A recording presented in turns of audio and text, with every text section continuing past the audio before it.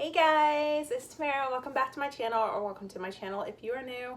As promised, I have decided to do a book review. I pretty much thought about it yesterday. But yeah, I just got off work. I actually changed my top and my shoes just to be more comfortable. So without further ado, let's get into the video. So in today's video, we're gonna do a book review on this book called Who I Was with Her. And since it's Pride Month, I thought, why not start with this? I mean, I have other, I think like 2 or 3 other LGBT books too, but yeah, I thought this one would be good because this is actually my #1 favorite LGBT story book ever. So pretty much it's about this girl named Corinne Parker. She's a high school student, pretty much. I think she's either a junior or a senior in this book. But anyways, she meets this girl named Maggie who is from a rival high school because they both do track for different high schools. So they met at a track meet, and they kind of, throughout like the months or so that they've known each other, they started like developing feelings for each other. Now at the time, Corinne had a boyfriend, but she ended up breaking up with him, not because of Maggie, but because she thought it was getting too serious and she didn't know if she was ready for that. So I think around Christmas time was when Maggie and Corinne actually got together. So, and at the time, they claimed that they were not ready to come out to some people. I mean, the only person who knew about their relationship was Maggie's brother, Dylan. But that's it. No one else knew about them. But then, about 9 months after they start dating, Maggie dies. Maggie got into a very terrible car accident. And let's just say Corinne did not take it very well. And how she felt ashamed pretty much to go to her funeral because she felt like she did not deserve to go to her funeral, because I guess it was more, she kind of focuses more on herself than of her girlfriend's death. But during this whole process, like after Maggie's death, she meets a girl named Elise, who happens to be Maggie's ex-girlfriend. They did date in high school, but they ended on good terms and they still remain friends. Now, Elise is like 2 years older than the girls, so evidently Corinne starts to develop feelings for Elise, but she still wasn't ready to like really come out as bisexual. So she didn't even, in fact, Corinne didn't even tell her own friends or anyone from her track meet about her sexuality. So there was a point in the story where she does eventually come out to her best friend, and then others, like little by little. I think like near the end is when she finally told her parents, even though they're divorced. Yeah, she finally came out to her parents and they were so supportive. But yeah, what happened is that Corinne and Elise did end up like hooking up at some point after like talking about Maggie's death and getting to know each other very well. But here's a little twist to the story. Turns out it was Corinne who was not ready to come out. Not just her and Maggie, because Maggie was actually ready to tell people about their relationship. But Corinne's like, no, I'm just not ready. I don't know about this. And Maggie was like, why are you doing this to me? Why do you not want to come out? Like, why are you being like this?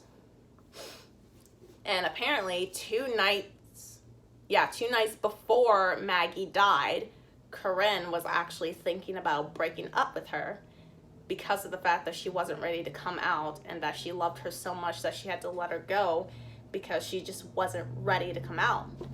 So pretty much at the end, she realizes that it's okay to be who you are, and pretty much how she still thinks about Maggie, and well, her and Elise did not end up together. I mean, they did hook up, but they ended up just remaining friends because turns out neither of them are really ready to be in a relationship. Like, Corinne is not ready to fully move on quite yet, and which is okay.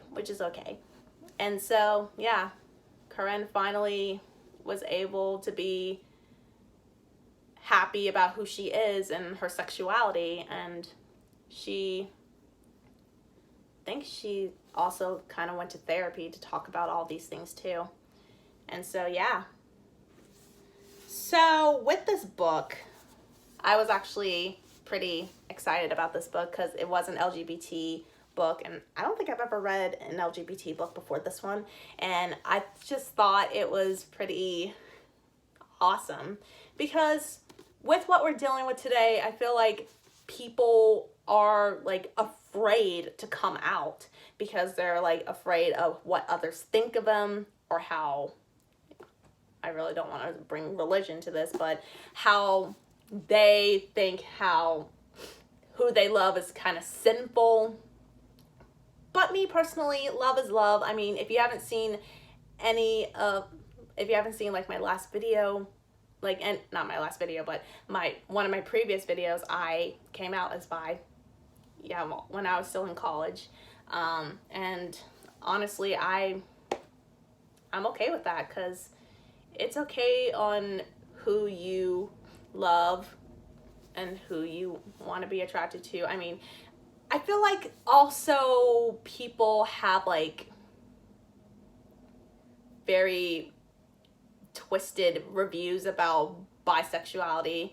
I think like there's some that are like, oh sweet, that's awesome, and then there's like another one, I guess, I think the term for that is like biphobia or something like that, how people were like kind of confused about what that means. Like, they'll pretty much automatically be like, oh, so you're gay. Like, no, that's not what it means to be bisexual. You're not 100% gay.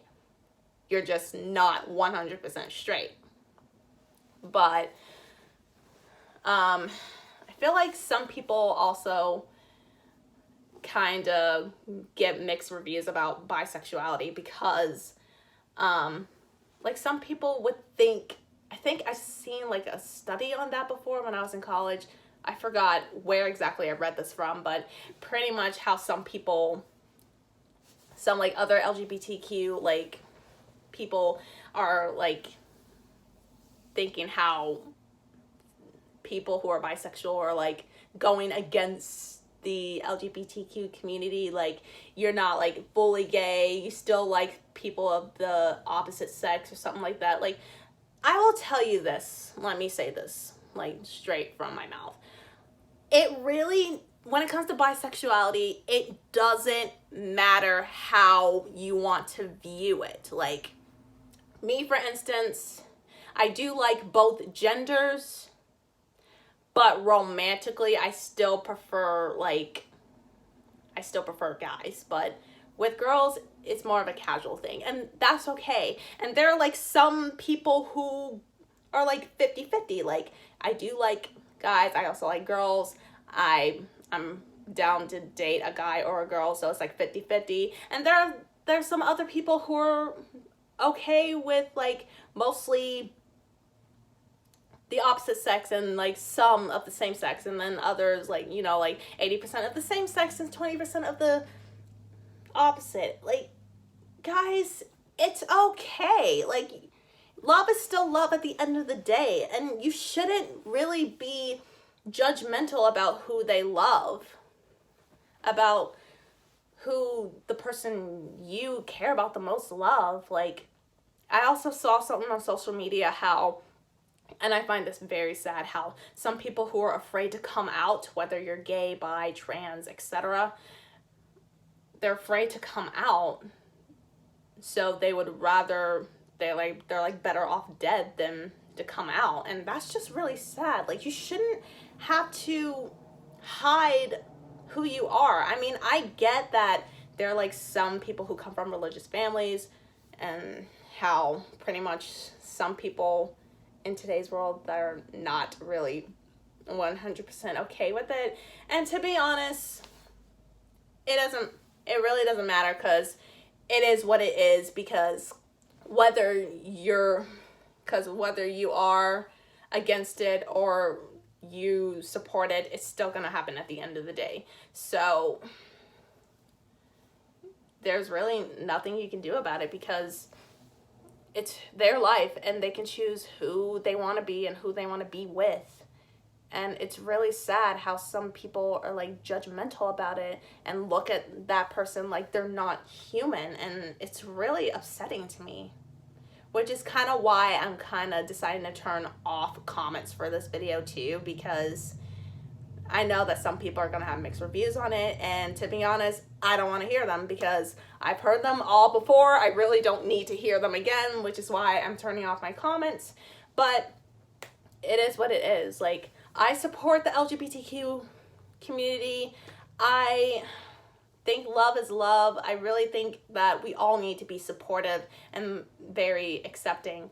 And I will say this, if you are not supportive of this, if you can't accept it, then just ignore it. You don't need to say something negative to them about it, because someone within that community could be already going through something, whether it's like LGBTQ related or like personally related, that they just don't feel comfortable talking about. And you just gotta respect that. Like, you just need to just ignore the fact that it's happening. Like, if you can't be nice about it, if you refuse to be accepting of it, then instead of being such a bully towards them, then just ignore it.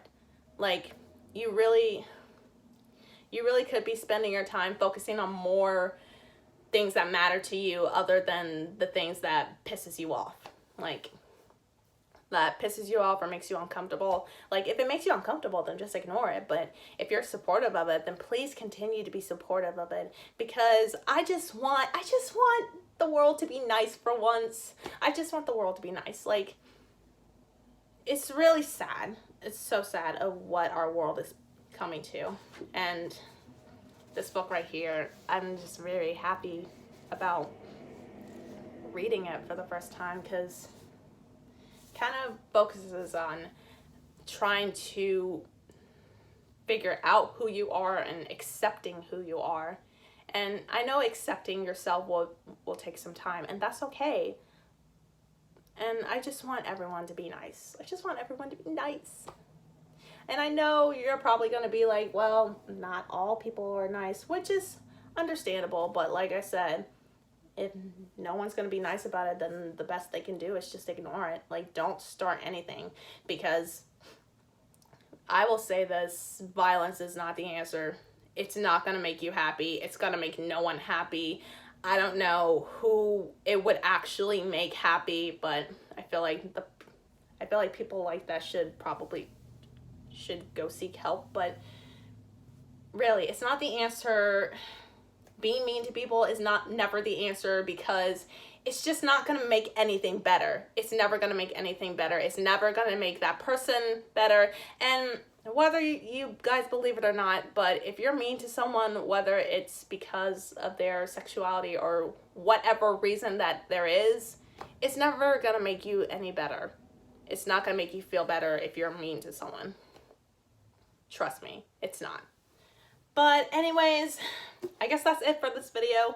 I'm just really happy about this book, and I am just in love with this book because it's the first LGBTQ book I've ever read, honestly, and I feel like it's very important for people to be happy about what their sexuality is and to be more supportive of those who are. I mean, I think there's also a part in this book where Corinne's best friend kind of was like, maybe I'm asexual because her best friend does have a boyfriend, but sexual wise, she's just, no.